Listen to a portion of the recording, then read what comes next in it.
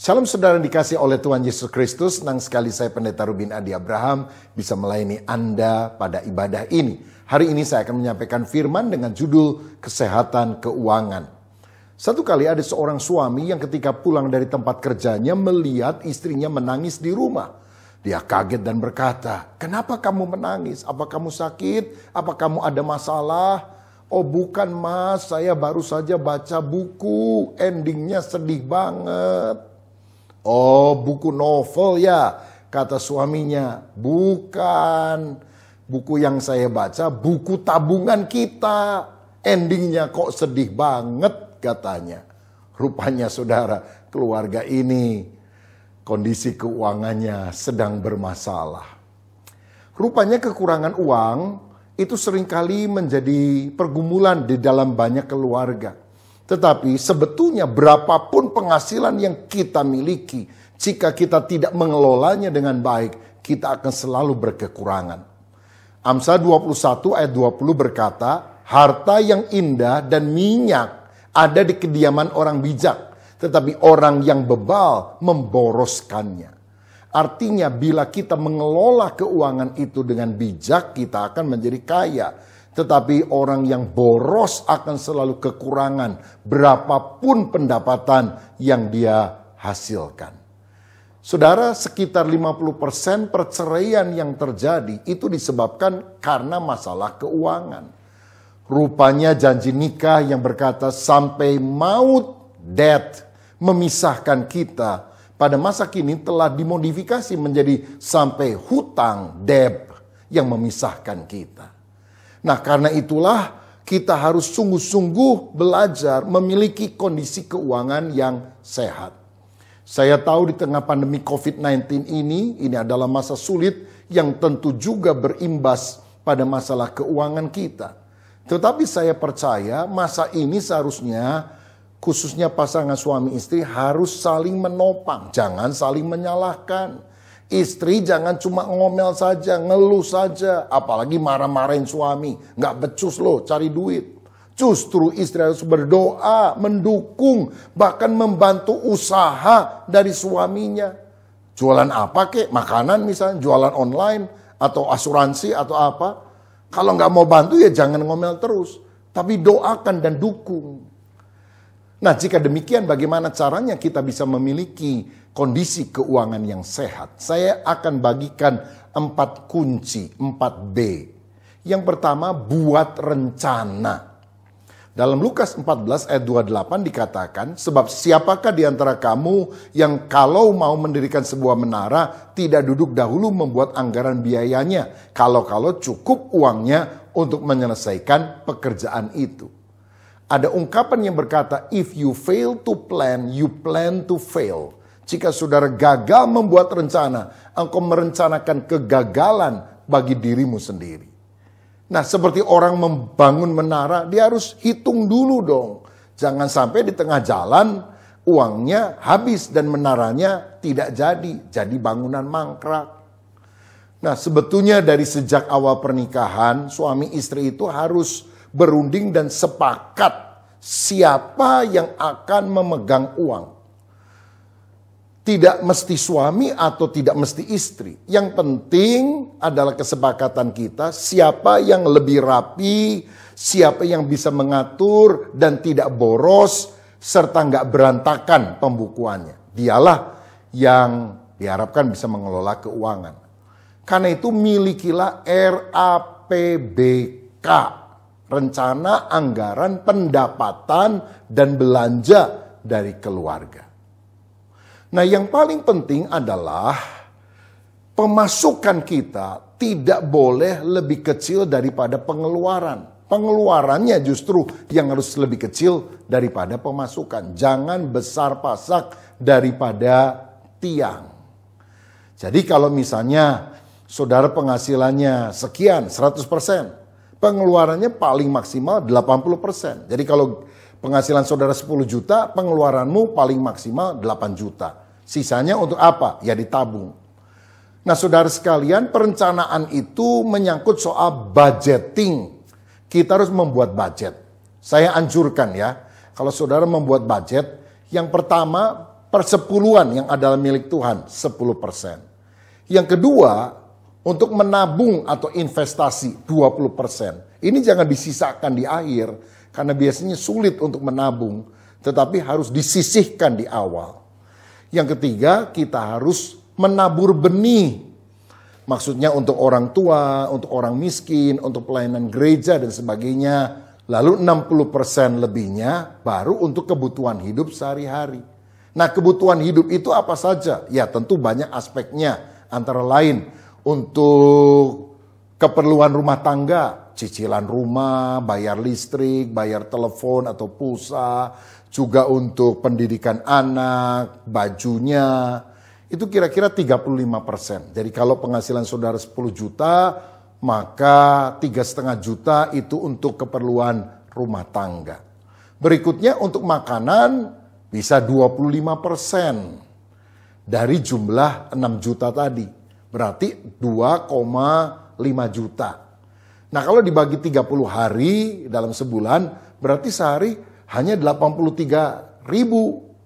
Nah saudara karena itu berhemat, jangan cuma mikir, waduh makan apa ya di hari ini, makan di mana ya, mau makan steak atau makan Jepang atau makan apa.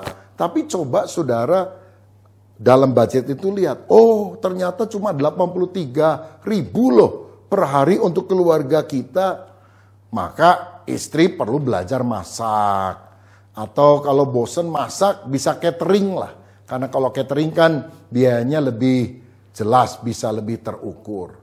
Lalu sisanya misalnya untuk shopping dan rekreasi ya 5%. Ya kira-kira 500.000. Kok kecil banget? Ya memang sudah habis saudara sekalian budgetnya. Nah jadi belajarlah membuat planning. Sehingga kalau kita mau beli sesuatu tidak impulsif karena dorongan hati sesaat, tapi benar-benar punya perencanaan yang matang. Saya yakin kalau kita punya budgeting, maka keuangan kita akan sehat. Yang kedua, supaya kondisi keuangan kita sehat dan baik, kita harus belajar merasa cukup. Filipi 4 ayat 11 berkata, kukatakan ini bukanlah karena kekurangan, sebab aku telah belajar mencukupkan diri dalam segala keadaan. Tuhan mau kita belajar berkata, enough is enough, cukup adalah cukup. Itu artinya jangan kita serakah, jangan memboroskan apa yang Tuhan titipkan kepada kita. Jangan punya perasaan gak puas, itulah penyebab ketidakbahagiaan dalam hidup kita. Belajar hidup sederhana. Jangan panasan lihat orang lain lalu niru-niru orang lain. Karena lihat Instagram dia. Wah dia ke Bali ya. Wah dia makannya steak ya. Wah dia jalan-jalan ke sini ya. Lalu kita nggak mau kalah. Ingin pasang profil dan status di IG. Kalau saudara masih seperti itu suka panasan. Udah nggak usah punya IG. Yang penting keluargamu bahagia karena kondisi keuanganmu sehat saudara.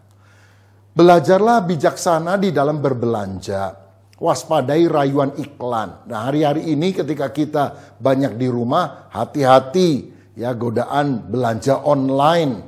Wah sepanjang hari lihat HP-nya, wih ini murah, langsung dibelikan saudara sekalian. Belilah yang betul-betul saudara butuhkan, jangan sekedar karena merasa murah. Atau ini bisa dicicil 6 bulan atau 12 kali. Saudara beli yang saudara memang perlukan. Ah nggak apa-apa ini kan buat stok. Saya mau bilang seringkali kita udah beli sesuatu yang nggak terlalu kita butuhkan sekarang dengan alasan stok. Sekian bulan kemudian juga lupa kita sudah punya barang itu. Akibatnya kalau makanan kadaluarsa saudara dibuang. Kan sayang. Karena itu belajarlah membedakan mana kebutuhan dan keinginan. Kebutuhan itu sesuatu yang penting, yang harus ada, tidak boleh tidak ada.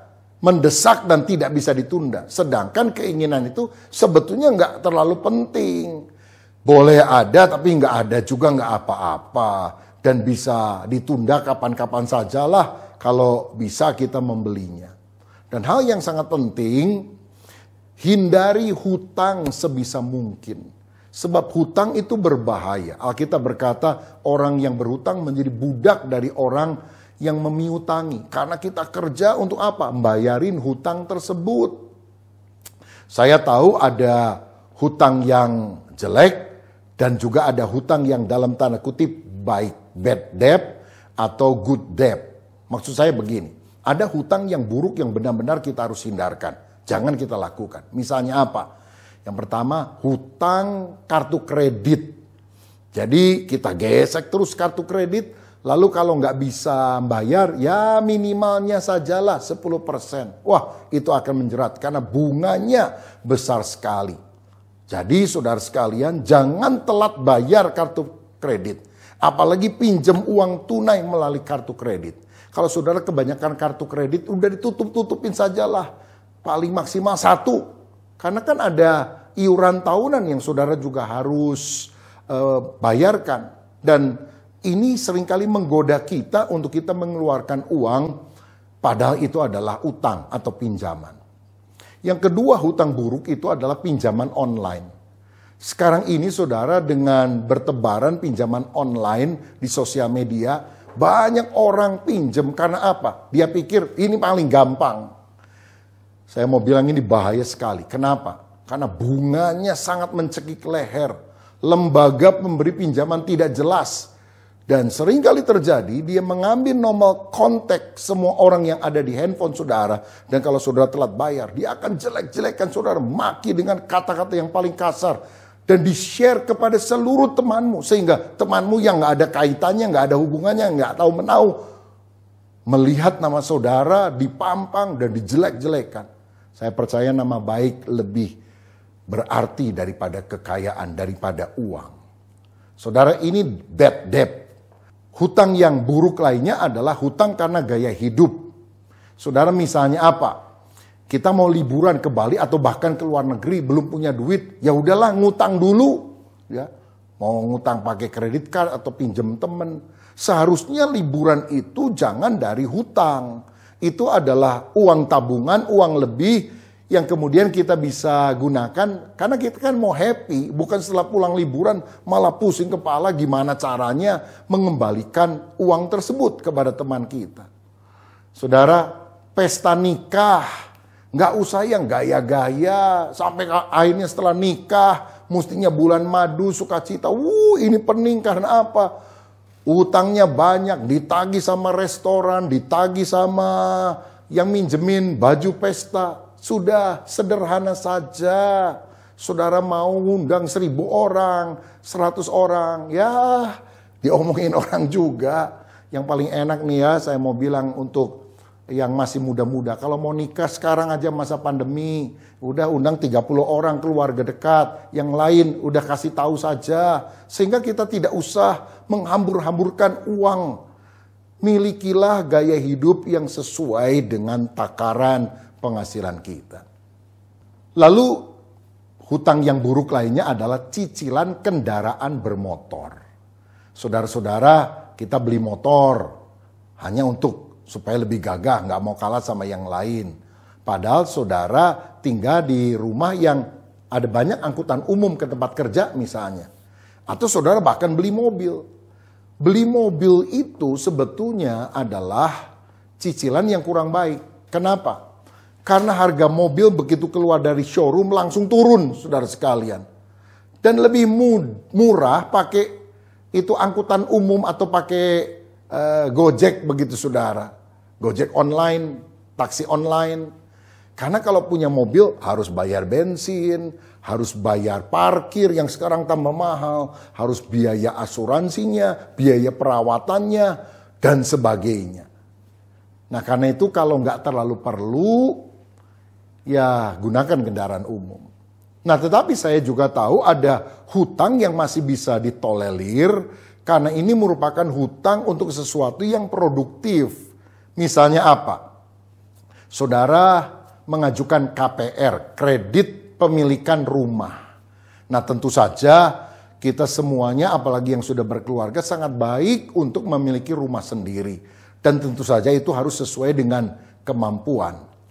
Nah sebetulnya yang paling baik itu ya cicilan itu kira-kira mestinya 30% lah dari seluruh penghasilan bulanan kita. Kalau lebih daripada itu yang benar-benar harus mengetatkan ikat pinggang, artinya harus berhemat betul supaya cicilan KPR ini bisa dilunasi tepat waktu. Saudara-saudara, kemudian hutang yang boleh dianggap produktif adalah untuk modal usaha. Misalnya saudara beli motor, bukan untuk gagah-gagahan, bukan untuk supaya kita bisa hanya sekedar lebih enak pergi ke kantor atau ke tempat yang lain. Tapi motor itu kita jadikan sebagai modal karena saudara mau jadi kerja ojek online misalnya. Jadi motormu kan bisa menghasilkan uang. Atau beli properti, ya beli ruko misalnya, beli apartemen atau beli rumah untuk disewa-sewakan kepada orang lain. Jadi tempat kos-kosan lah katakan. Maka itu bisa menjadi hutang yang produktif. Tetapi hutang untuk usaha itu maksimal harus 70% daripada aset yang saudara miliki. Jangan hutangnya jauh lebih besar dari aset. Sehingga kalau pembayarannya ini macet, saudara masih punya aset untuk dijual dan saudara tidak akan sangat stres karena hutang yang tidak terbayarkan ini. Saya ada pesan khusus untuk ibu-ibu. Selagi suamimu lagi produktif, masih sehat, masih bisa menghasilkan uang, saudara harus mengelola dengan baik. Jangan ketika suamimu kaya raya, maunya cuma jalan-jalan, beli tas branded, beli properti untuk disewakan, beli kebun atau tanah luas, sekarang bisa ditanami dengan hidroponik, hidroganik dan sebagainya. Atau dengan uang lebih itu saudara bikin usaha sampingan, jangan shopping melulu. Saya percaya itulah wanita yang baik dan bijaksana. Tetapi walaupun ada good debt yang berbeda dengan bad debt yang tadi saya jelaskan, tetap saja saya mengingatkan, hutang itu bahaya, saudara. Jadi sedapat mungkin kalau kita tidak berhutang, bebas dari hutang, itu yang paling baik tentunya. Roma 13 ayat 8 berkata, jangan kamu berhutang apapun kepada siapapun. Karena Amsal 22 ayat 7 berkata, orang kaya menguasai orang miskin, yang berhutang menjadi budak dari yang menghutanginya. Mari kita berupaya kalau punya utang, jangan ngilang, jangan pura-pura lupa, tapi belajar membayarnya dengan tekun sampai akhirnya kita bebas dari hutang dan kondisi keuangan kita juga sehat. Yang ketiga, saudara sekalian, untuk memiliki kondisi keuangan yang sehat, kita harus berinvestasi atau menabung. Dan di dalam Amsal 13 ayat 11 dikatakan, harta yang cepat diperoleh akan berkurang, tetapi siapa mengumpulkan sedikit demi sedikit menjadi kaya. Orang yang menabung sedikit demi sedikit lama-lama akan jadi bukit. Teladan kita salah satunya adalah Yusuf. Ketika 7 tahun masa kelimpahan di Mesir, maka dia menyimpan kelebihan-kelebihan dari gandum Mesir itu di dalam gudang persediaan yang besar. Sehingga ketika 7 tahun kelaparan, dia mengeluarkan sedikit demi sedikit sehingga tidak ada orang Mesir yang mati kelaparan. Karena apa? Ada dana cadangan untuk masa-masa krisis yang kita tidak pernah duga terjadi di dalam kehidupan. Jika demikian, berapa besar persentase investasi atau tabungan yang kita harus miliki dari penghasilan kita sebulan? Kalau mengikuti teladan Yusuf sih, dalam Kejadian 41 ayat 34 dikatakan dia menabung 1/5 atau 20%. Karena itu saya katakan tadi pada waktu budgeting 10% pertama untuk Tuhan, 20% untuk diri sendiri. Maksudnya untuk menabung dan investasi. Saudara-saudara, mengapa menabung itu perlu? Kita perlu uang untuk keperluan yang tak terduga. Misalnya masa krisis, tiba-tiba kita sakit atau berhenti dari pekerjaan. Kita kan tidak menduga. Jadi sebaiknya saudara punya minimal 2 atau 3 kali lipat dari uang simpanan dari total pengeluaran bulanan yang Anda biasa miliki. Kalau bisa lebih dari itu ya tentu lebih baik. Kita juga perlu menabung karena kadang ada pengeluaran besar yang kita harus lakukan. Membeli rumah misalnya, itu tentu pengeluaran besar. Tetapi ini tetap produktif. Karena rumah bisa digunakan untuk tempat tinggal, Dan harganya juga kalau beli tanah atau rumah itu cenderung naik terus, saudara, nggak akan turun. Beli motor, beli mobil, apalagi beli televisi, itu langsung anjlok harganya. Tapi beli rumah atau tanah, harganya akan naik. Kalau saudara nggak butuh, bisa disewakan kepada orang lain. Tapi belilah rumah yang sesuai dengan kemampuan, jangan terlalu memaksakan diri. Artinya, walaupun saudara punya rumah kecil, nggak apa-apa. Nanti kalau kondisi keuangan lebih longgar, saudara bisa jual rumah yang kecil ini, beli lagi rumah yang lebih besar. Kan toh uangnya akan ada, tidak akan berkurang. Nah, karena itu penting sekali untuk menabung. Lalu berikutnya kita perlu menabung untuk keperluan jangka panjang. Apa saja misalnya? Dana pendidikan anak misalnya. Saudara, saya dan istri sudah menikah 33 tahun. Tapi sejak tahun pertama kami menikah, kami memaksakan diri waktu penghasilan kami masih sedikit untuk menyimpan uang di asuransi supaya anak-anak bisa sekolah di sekolah yang bagus. Akhirnya, puji Tuhan 3 anak kami bisa sekolah di sekolah yang bagus, bahkan melanjutkan ke perguruan tinggi di Australia, di luar negeri. Itu biayanya besar sekali. Tetapi anugerah Tuhan luar biasa. Namun juga mesti ada persiapan dan planning dari kita sebagai orang tua. Saudara jangan cuma pikir, wah enak ya bisa sekolahin anak ke luar negeri.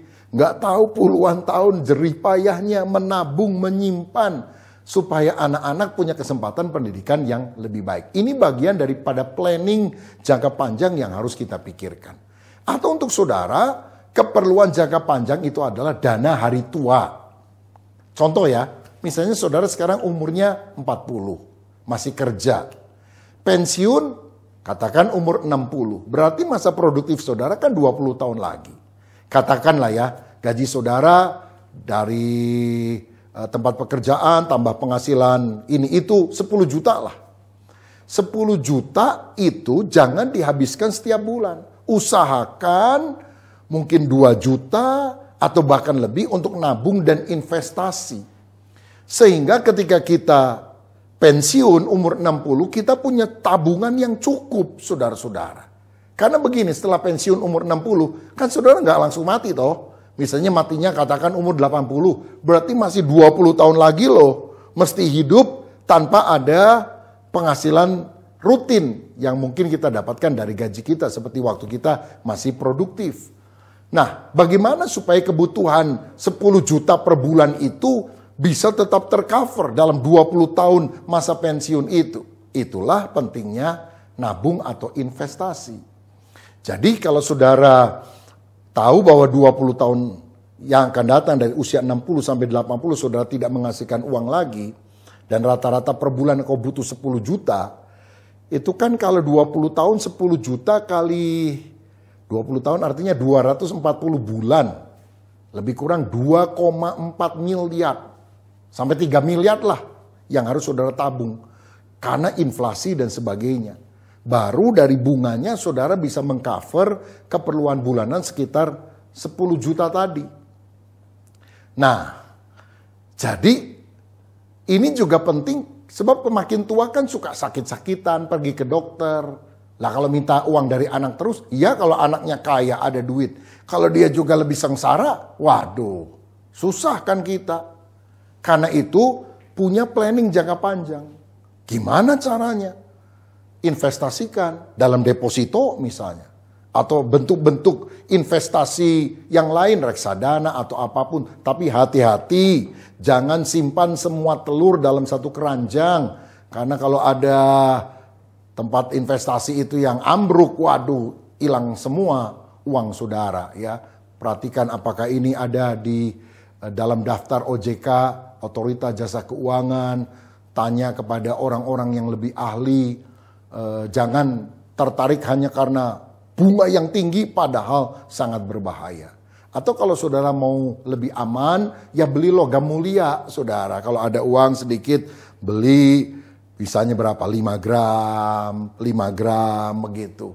Ini kan logam mulia emas, satu kali kalau kita butuh ya kita bisa jual.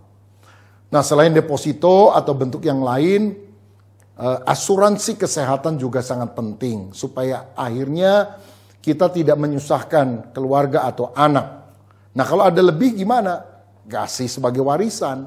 Karena Amsal 13 ayat 22 berkata, orang baik meninggalkan warisan bagi anak cucunya, tetapi kekayaan orang berdosa disimpan bagi orang benar.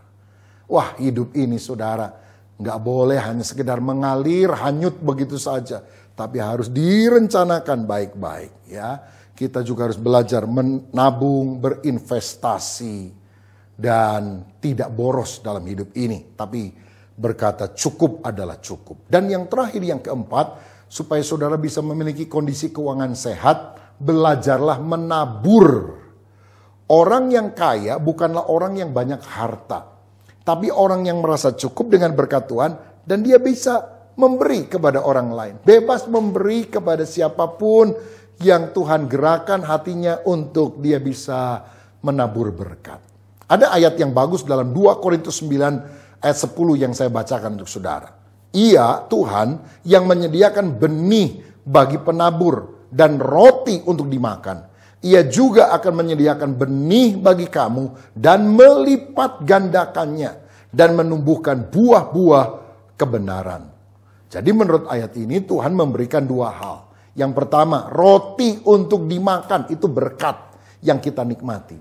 Tapi yang kedua, jangan lupa ada benih untuk ditabur. Contohnya, kalau saudara makan buah mangga, habis dikupas, dimakan dagingnya, kan ada peloknya. Nah, peloknya itu jangan dimakan, saudara sekalian. Peloknya itu, bijinya yang gede itu harus ditabur supaya bertumbuh lagi. Lah kalau saudara makan mangga sama peloknya, waduh, dibawa ke rumah sakit. Jadi ingat loh, dari semua yang kita dapatkan, itu ada roti untuk kita makan, tapi juga ada benih untuk ditabur. Nah, supaya gampang saya bagi dua jenis taburan. Pertama adalah persepuluhan dan yang kedua adalah persembahan. Walaupun saya tahu banyak orang berkata bahwa persepuluhan itu milik Tuhan, jadi tidak masuk taburan. Tapi supaya gampang saya jelaskan begini. Yang pertama, persepuluhan itu harus dibawa kepada Tuhan. Persepuluhan artinya 10% dari semua uang yang saudara dapatkan pada bulan itu. Maleakhi 3:10 berkata, bawalah seluruh persembahan persepuluhan itu ke dalam rumah perbendaharaan, supaya ada persediaan makanan di rumahku. Dan ujilah aku, firman Tuhan semesta alam, apakah aku tidak membukakan bagimu tingkap-tingkap langit dan mencurahkan berkat kepadamu sampai berkelimpahan. Jadi ingat saudara, dari uang kita 10% itu milik Tuhan yang harus dikembalikan untuk kemuliaan nama Tuhan melalui gereja lokal di mana saudara digembalakan. Motivasi memberi persepuluhan adalah kasih. Seperti Abraham ketika menang perang dia bawa persepuluhan dan memberikan kepada Melkisedek. Itu belum ada aturan hukum Taurat loh saudara sekalian. Tapi dia memberi karena rasa syukur, karena cinta kepada Tuhan. Nah, kita yang sadar kita ini sudah diberkati dan berkat yang terbesar adalah keselamatan dalam Kristus. Dan kita yakin juga kalau kita taat kepada Tuhan, berkat-berkat lain akan Tuhan berikan. Mari kita lakukan persepuluhan ini. Ada yang bilang, itu kan cuma di perjanjian lama, di perjanjian baru tidak diajarkan oleh Yesus. Coba saudara baca Matius 23 ayat 23. Dia berkata, yang satu harus dilakukan, yaitu persepuluhan. Dan yang lain jangan diabaikan, yaitu keadilan, belas kasihan, dan kesetiaan. Saya belajar mengembalikan persepuluhan dari sejak umur 9 tahun sampai hari ini. Dan sekarang lebih dari 10% saudara sekalian. Karena saya tahu 100% sebetulnya hidup saya adalah milik Tuhan. Saya tidak berkekurangan, saya mengalami apa yang Tuhan janjikan di dalam firman-Nya. Nah, tetapi yang kedua, taburan itu berupa persembahan. Besarnya berapa? Terserah. Jadi begini, dasar dari persepuluhan adalah ketaatan. Tapi dasar dari persembahan adalah kerelaan. Saudara mau kasih berapa? Tetapi ingat 2 Korintus 9 ayat 6 berkata, camkanlah ini, orang yang menabur sedikit akan menuai sedikit juga. Dan orang yang menabur banyak akan menuai banyak juga. Nah saudara, kalau saudara menabur banyak, engkau akan menuai banyak juga.